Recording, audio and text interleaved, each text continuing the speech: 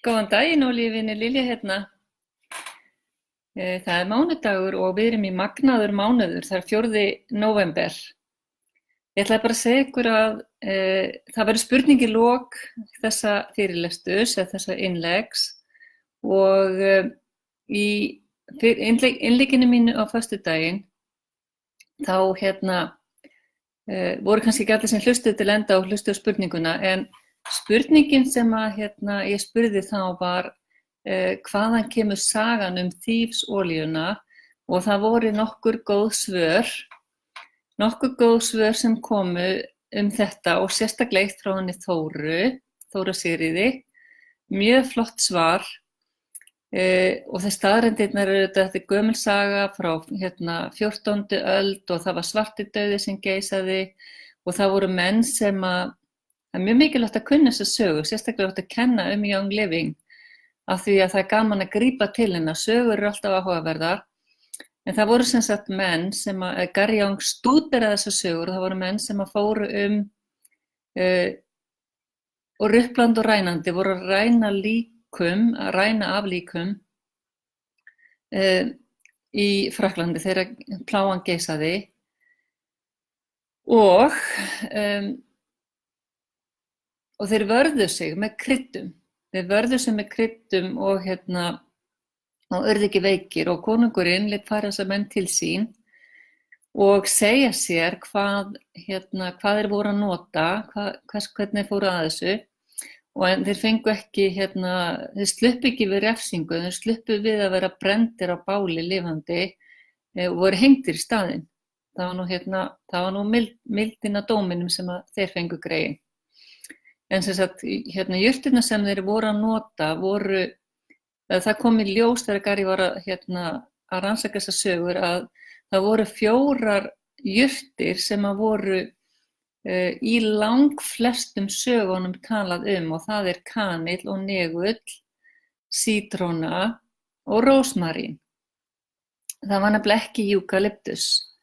Af því að eukalyptus er olía sem að Gary Young bætti við þessa blöndu svona fyrir lungun en sem sagt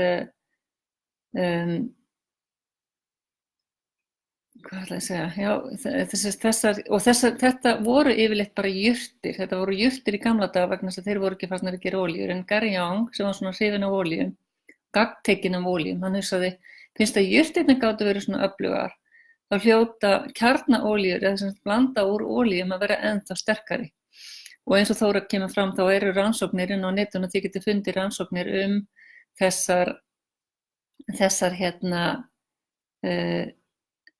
olíublöndu rannsóknir inn á netinu olíublönduna. Hæ Matthildur, gaman að sjá þig, takk fyrir að hlusta. En ég ætla að tala svolítið þessa olíu í dag, helichrysum. Ég ætla að tala hana og ég ætla að tala svolítið frá fræi til flösku. Af því að það er í raun og veru það sem skiptir máli með Young Living, af því þar eru við með bara svo við erum svo einstök þegar kemur að seed to seal, frá fræi til flösku. Og í bæklingnum okkar, Young Living lífstíllinn, er bara framalega í bókin þar sem er við að tala seed to seal, tala þessi 3 atriði, sem að á íslensku kallast hráefni, vísindi og gæðastaðlar og það er bara mjög gott fyrir alla sem að ætla að nota olíurnar, vilja skilja þessi gæði og líka fyrir okkur sem erum að kenna að lesa þetta hér. Á ensku heitir þetta Sourcing, Science og Standards og þetta eru bara svona þessi stólpar sem að Young Living stendur á og seed to seal byggist á. Og þegar ég fer að tala helichrysum og langar mig til að segja ykkur frá því að henni gamla dag eins og ég minnst á það var Panavoy og helichrysum ekki til í búðinni því það var svo erfitt að fá það og árið 1997 þá lenti helichrysum plantana bara á válista. Þetta lá válista yfir plöntur sem voru í útrýmingarhættu af því að það var svo mikil eftirspurn, fólk var svo það var svo ónærgætið við jurtirnar og þetta var allt bara villt, það voru villtar jurtir og það tók allt of mikið bara mikil græðgi í gangi og það tók Young Living 2 ár að koma helikrisum af þessum válista eftir að við byrjum að rækta helikrisum af því að þá já, bara fjölgaði plöntunum og þá var ekki lengur, þurfti ekki lengur að vera á þessum válista. Það er mjög áhugavert. En helikrisum, olían okkar kemur frá Króatíu og þar erum við með risastóran búkar sem að vex og vex. En við erum líka með 450 aðrar fjölskyldur, svona partnerfarm sem að vinna að því með Young Living að rækta helikrisum og þar búum við ólíuna til. Fara yfir nokkur atriði úr fréttabréfi frá henni Artemis helikrisum. Það tekur hana 3 ár að ná fullum þroska þegar hún að því við erum alltaf að endurnýja plönturnar, það endast ekki nema svona cirka 8 ár. Og helikrisum ræktuð í limestone, í svona grjóti og það þarf grjótmulningsvélar til að brjóta steinana þannig að jarðvegurinn verður í raun og veru henti til að plönturnar geti náð þeim upp. Þetta er rosalegt verkefni.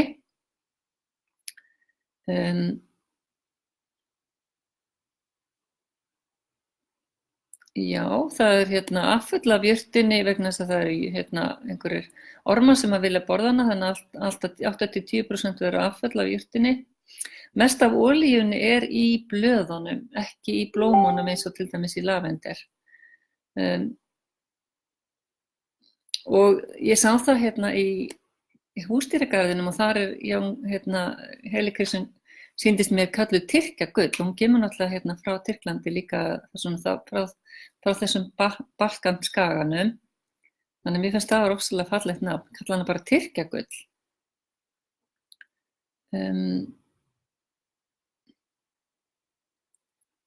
Já, það við framleiðum hana með gufu, með steam distillation og það má ekki nota kopar við búið til helikrisum vegna þess að þá eru olían rauð. Það verður að nota stál, stainless steel, ryðfrítt stál. Skiptir bara mjög miklu máli.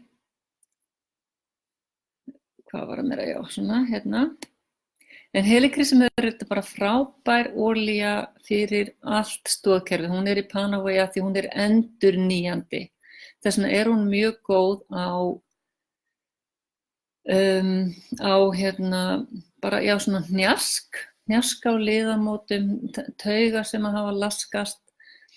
Hún er æðisleg á húðina, endurnýjar húðina, hún minnkar hrukkur og hún er góð bara í andlitsserum, þetta nota hann í andlitsserum. Mér finnst hún ilma bara æðislega, hún er svolítið eins og gras eða hey, má svo sem alveg segja það, en hún er ekki brennir ekki húðina, hún er bara frekar mild. Það er ofsalega gott að setja hana í bara andlit, húðserum, húðblöndunar, allar húðolíu sem við setja húðina eru góðar. Líka góð fyrir hjart- og æðakerfið, hún er í Aroma Live blöndun okkar, ofsalega öflug olía og það er líka eitt við helikrisum sem er mjög merkilegt að hún hefur mjög mörg efni, mikið fleiri efnasambönd heldur en aðrar olíur og það segja að það hafa 4 sinnum meira heldur en bara til dæmis lavender sem hefur kannski 280, 300 efni en þá er helikrisum með 1000 mismunandi efnasambönd. Flókin olía, rosa stór olía sem getur gert marga hluti. Ég ætla að tala svolítið meira helikrisum seinna,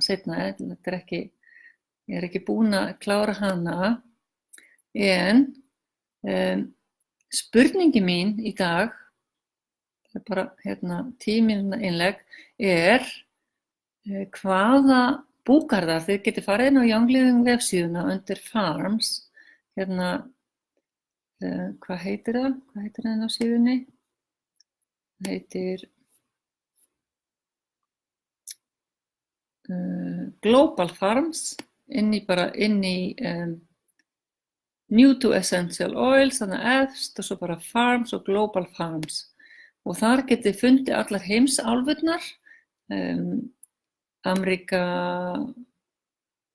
Evrópa, og þið smellið á Evrópa og sjáu hvaða búgarðar eru í Evrópu og þið ætla að segja mér hvað eru margir búgarðar í Evrópu og hvaða búgarð langar þig mest til að heimsækja og hvers vegna. Þannig að þið getið skoða hvað þeir eru að rækta og segja mér hvaða búgarð langar þig mest til að heimsækja og hvers vegna. Ég verð aftur klukkan 12:20 á morgun, ég mun draga að setja vinningshafana inn úr geturinninni frá föstudaginn og þið getið unnið, ég er ekki búin að